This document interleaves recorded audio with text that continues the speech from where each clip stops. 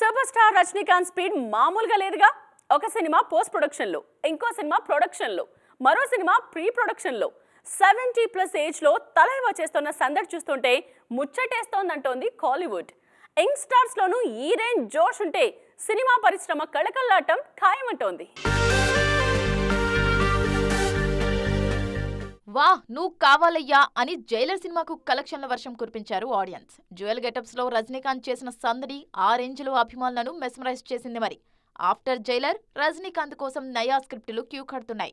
ఇది కదా తలైవర్ స్టామినా అంటూ తమ టాలెంట్ అంతా చూపించడానికి సిద్ధమవుతున్నారు fans come directors. Already Vettaiyan cinema shooting పూర్తయింది. ప్రస్తుతం పోస్ట్ ప్రొడక్షన్ పనులు జరుగుతున్నాయి. ఈ సినిమాలో రజనీకాంత్ కి సపోర్ట్ చేయడానికి బాలీవుడ్ నుంచి అమితాబ్, తెలుగు నుంచి రానా ఆల్రెడీ షూటింగ్ చేసేశారు. ముందనుకున్న ప్రకారం రిలీజ్ అయి ఉంటే అక్టోబర్ 10న థియేటర్లోకి రావాల్సిందే. కానీ ఇప్పుడు దీపావళికి రిలీజ్కి రెడీ అవుతోంది ఈ మూవీ.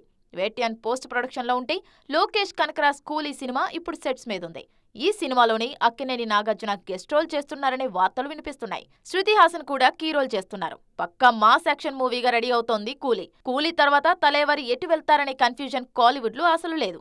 ఎందుకంటే ఆఫ్టర్ కూలీ సూపర్ స్టార్ రజనీకాంత్ నేరుగా నెల్సన్ సినిమా సెట్స్ కి వెళ్తారట. ప్రస్తుతం నెల్సన్ ఈ సినిమా ప్రీ ప్రొడక్షన్ పనుల్లో బిజీగా ఉన్నారట. సో లైనప్ విషయంలో చాలా క్లారిటీగా ఉన్నారు సూపర్ స్టార్.